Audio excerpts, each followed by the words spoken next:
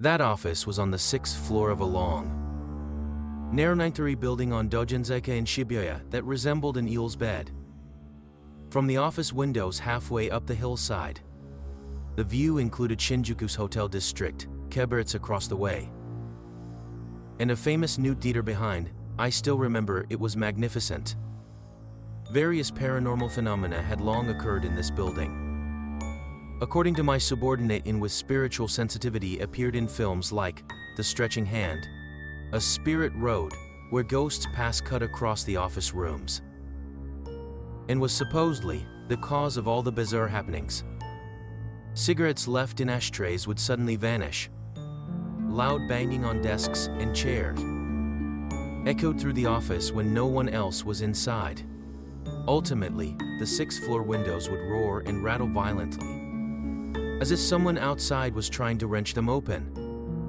Moreover, just talking about these kinds of stories in the office would affect colleagues sitting in the Spirit Road, giving them sudden headaches, making them collapse. The most frequent paranormal occurrence was hearing a whispering woman's voice by your ear while working, even though no TV or radio was on and the window was shut tight. Unlike outdoor announcements, you could clearly distinguish it from outside noises by the breathing right next to your ear over your shoulder. Understandably, most employees avoided this. Even those normally unconcerned with spirits began refusing standby shifts, citing this voice. However, as our luck would have it, this was a security company where offices were required to operate 24 hours, with overnight staff every night, not just days. My department made me exempt from night duty rotation, so I felt safe. But one unfortunate night in mid-August, the scheduled guard got held up, and my turn unavoidably came. That day a few colleagues were still overtime, so I worked a normal night shift at first with several others around. But around 10 they left one by one, until I realized I was alone in the office. Moreover, to save electricity, only 2 ceiling lights remained on, leaving the room dim. Timid as I was, I lacked the courage to go turn on the switch in the dark corner, so I told myself, well, it's just me now. Maybe I'll get a little nap in. I powered off the word processor on my desk and plopped down to doze. Ring, ring, ring, ring. The hourly check-in call from our station woke me. The clock showed it was 12. Still groggy, I rushed to pee, then sat back at my desk. That's when bang, bang, bang, bang, bang, bang, bang. Abrupt banging like bare hands slapping the window glass started up. Oh no, here we go. In a panic, I threw the blanket from my desk over my head and pressed both ears down, trying to hurry up and sleep. Maybe 45 minutes after the window banging began. Bang, bang, bang, bang. Now the area around my desk violently rattled like drums being smashed, fast and furious. This is bad. Sensing danger, I tossed the blanket aside and looked around. But of course, besides me, the office was empty, and the noises had instantly ceased. Fear dominated my head and body.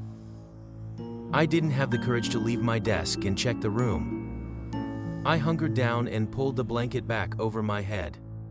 Tap, tap, tap, tap. Without pause, footsteps now circled my desk area over and over. At my limit, I called our Almaya branch for help. That night's guard there was Ozan, self-proclaimed as spiritually experienced, specializing in supernatural ordeals. Ozan answered. He seemed to immediately sense something amiss, and asked me slowly, "What's going on?" I explained the situation to him. "I see. Listen close now." Crash. Suddenly something shattered loudly behind me. I turned to see the glass of a picture frame cracked. Moreover, while still hanging on the wall, the glass alone was smashed to bits as if struck by something. Ozan, the glass. The glass. I was losing it. Stay calm. Is there salt in the office? Salt. Mix it in water and sprinkle it around the room. Pile salt at the entrance. There. Ain't regular salt, gotta be coarse salt, rock salt. We don't have anything like that. Then hurry up and go buy some. You want me to leave the office empty to go shopping? No need for you to go anywhere. Just have that woman laughing on the phone line go buy it. Huh. Who'd you drag into the office this late at night? Laughing on the phone like that? What are you up to, huh? I was struck speechless. He could hear a woman giggling and chiming in on our conversation. Panicking but redirecting the call to the Omaya office, I raced to the nearby convenience store to grab salt. Returning, I made an insane amount of salt water and sprinkled it until the floor was soaked. Amazingly, the paranormal activities stopped dead right after that, and morning came uneventfully. But I couldn't sleep until daylight, shivering in the summer heat, and handed off duties to the replacement. Later, the night phone call recording tape was disposed of. The reason given was to avoid unnecessary chas in the workplace. Officially, it was deleted due to equipment failure and lack of recording. After that, terror loomed over many night shifts. But fortunately, soon after, the office relocated for restructuring, consolidation, and layoffs. The staff universally welcomed the downsizing. The building has changed tenants repeatedly since, with no long-term occupants, now awaiting its next one.